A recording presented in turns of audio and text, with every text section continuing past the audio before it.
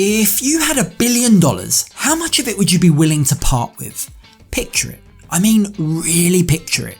Imagine you pulled up your bank account today and saw 9 zeros staring back at you on screen. What would you do with all that money? Believe it or not, there are plenty of billionaires who never forgot where they came from and who helped them along the way. And now that they're rich, many of those guys are more than happy to put their hands in their pockets and to help others. Take George Clooney for example. Smooth, confident, sexy, whether planning daredevil heists in Las Vegas or prison breaks in the Deep South, his commanding on-screen presence has made him one of the most famous and beloved actors in Hollywood. But when things got tough in his real life, he, like any of us, turned to his friends for help. He slept on their couches, he borrowed money from them, and needless to say, they supported him emotionally too. Well, Clooney never forgot what they did for him, and he repaid them in one of the most cinematic ways you could ever imagine. In what could have been a scene from Ocean's 11, Clooney rented a van with the words "florist" on the side, drove to a secret location in downtown LA where banks store their cash, and then proceeded to fill up 14 suitcases, each with $1 million cash. The actor then invited his 14 best friends for dinner, and in a move straight out of Oprah's 2004 "You Get a Car" playbook, he instructed them to look under the table and each open their suitcase, which of course were filled to the brim with dollar bills. To Clooney, it was simple. Quote, "I just thought basically if I get hit by a bus, they're all in the will, so why the f am I waiting to get hit by a bus?" This was in 2013, the same year that the blockbuster hit Gravity came out. It was this movie's surprising success that provided Clooney with the cash and the inspiration to go through with his $14 million plan. You see, if anyone was surprised by the $723 million that the movie grossed, it was Warner Brothers.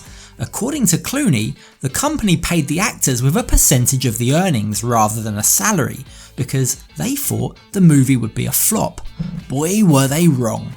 Although this was nothing compared to Clooney's later billion-dollar sale of his tequila company Casamigo, the windfall left him with plenty of cash. And while Clooney's first instinct was to share his money with his friends, he didn't stop there. You see, since 2013 he's been an important force for good in the world.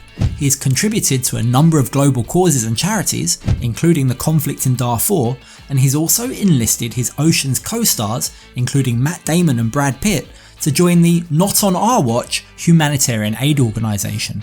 And this kind of generosity seems to be part of a growing trend. You see, the ultra wealthy are increasingly realising that when you have all that you need, and more than you can spend in a lifetime, it's time to start giving it away. It's time to look beyond yourself and try to impact the lives of others in a positive way too. In the words of James Bond actor Daniel Craig, quote, "If you die a rich person, you've failed. Get rid of it or give it away before you go." But Hollywood stars like Clooney or Daniel Craig aren't alone in thinking like this. Many of the world's richest entrepreneurs are of the same mindset. Take for example 90-year-old Charles "Chuck" Feeney. Forbes magazine called him the James Bond of philanthropy for his giving it all away attitude.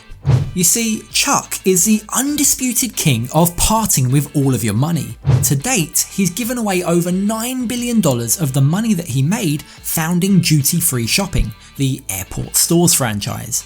The billionaire renounced his mansion and his fancy cars a very long time ago. Instead, today he lives in a modest Los Angeles apartment. He says his aim is to die broke. And as he says himself, quote, "It's a lot more fun to give while you're alive than to give when you're dead. You get to see the results." Chuck was born in New Jersey during the Great Depression to blue-collar Irish-American parents. He worked hard for his money, initially selling duty-free liquor to US naval personnel as a US Air Force radio operator during the Korean War. Soon he was selling duty-free cars and tobacco too, and people loved it. Duty-free shopping, offering high-end concessions to travellers free of import taxes, was a new thing in the 1950s. And Chuck and his partner Robert Warren Miller made a fortune with their exclusive concession for duty-free sales in Hawaii, which they marketed to Japanese travellers. And as the company grew, so too did Chuck's desire to give. Now, Chuck sold his stake in duty-free shopping to luxury goods company LVMH, Louis Vuitton Moet Hennessy, back in 1996. But his partner Miller opposed the sale and filed a lawsuit against him. Well aware that his history of giving would become public in court, instead, Chuck shocked the world by announcing himself that he'd been secretly giving away his share of the earnings for years. You see, his stake was actually owned by the Atlantic Philanthropies, a foundation that he'd set up back in 1984 as a vehicle for giving away his fortune. The Atlantic Philanthropies had always doled out Chuck's millions in secret, so as not to attract any unnecessary attention. And his old university, Cornell, was the biggest benefactor of his generosity, netting a cool $1 billion over the years. $350 million alone was donated for building Cornell's New York City tech campus on Roosevelt Island, completed in 2012. And Chuck shut down the Atlantic Philanthropies in 2020 after successfully giving away all of his fortune. Okay, well, he kept $2 million for himself to live out his remaining years with his wife in a rented San Francisco apartment. He still doesn't own a car, and he actually wears a $10 Casio watch. Warren Buffett has said of Chuck Feeney, quote, "He's my hero and Bill Gates' hero. He should be everybody's hero." It turns out, generosity is pretty contagious.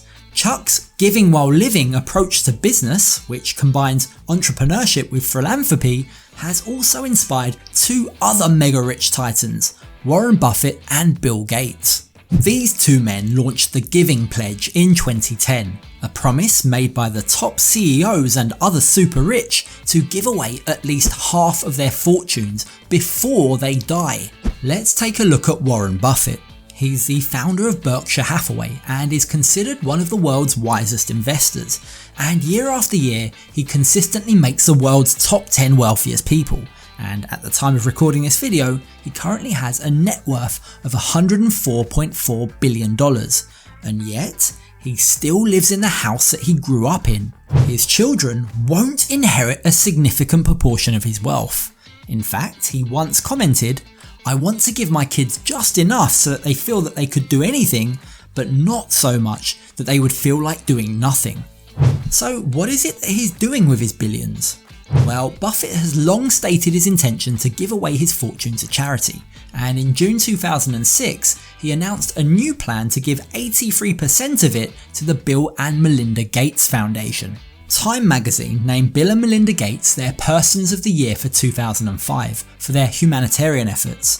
They have publicly stated they'll leave $10 million to each of their children and then give away the other 99.96% of their wealth.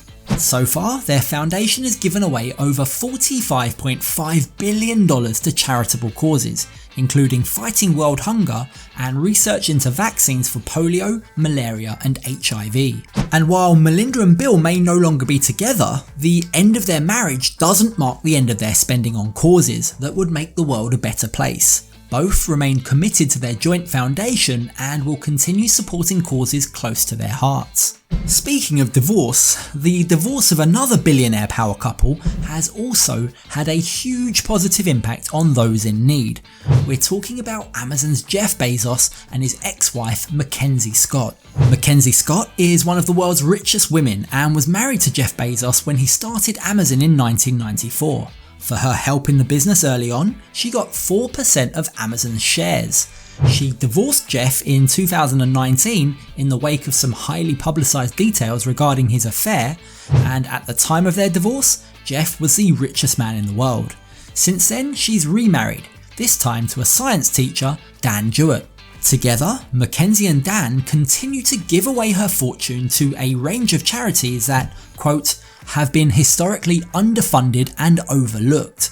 So far, that's included $7 billion of donations to more than 286 organisations. Perhaps inspired by his ex-wife, or perhaps not to be outdone by her, Jeff Bezos has also pledged $2 billion to non-profits all over America via his Bezos Day One fund. Additionally, he has also pledged a further $10 billion to the Bezos Earth Fund, which will pour money into climate change initiatives while emphasizing the importance of social justice. In fact, Bezos himself recently stepped down as Amazon CEO, and he plans to focus more of his attention on the Bezos Earth Fund. This is good news for our planet, which ironically Jeff Bezos recently launched off of and then into outer space with his rocket ship built by his space tourism company Blue Origin. Between launching the Bezos Earth Fund and launching himself into space, Bezos is also suing NASA for awarding a contract to rival aerospace company SpaceX. That's the company owned by fellow billionaire Elon Musk, and it allows him to put astronauts on the moon. Speaking of rivals, we've heard about Bezos' plans to help the world. How does Elon compare? Well, in the first 4 months of 2021, Elon donated around $150 million, including a $100 million jackpot for the winner of a climate change contest that he created. But that still hasn't protected him from criticism, however. Some are arguing that he didn't go far enough, considering that his net worth is currently around $180 billion. Worth pointing out, Elon did sign up to the Giving Pledge back in 2012, where he committed to giving away half of his fortune. And over recent months, he's also been very vocal on Twitter about not wanting to own anything, even going as far as to ask his Twitter followers how best to give away his fortune. He's also hit the headlines for downsizing his accommodation, selling all but one of his homes and moving into a tiny 375 square foot foldable box home, valued at just $50,000. And understandably, this has sent the internet buzzing, and it wasn't long until a new online game, Spending Elon's Money, was launched, in which players have 30 seconds to try and give away all of his money. Try it out. Even buying hundreds of Falcon 9 launchers, each one costing $50 million a pop, will still only use a fraction of Elon's net worth. It turns out it's hard work giving away half the money you've worked so hard to earn. So let me ask you again, if you had billions of dollars, how much of it would you be willing to part with? What causes would you be supporting?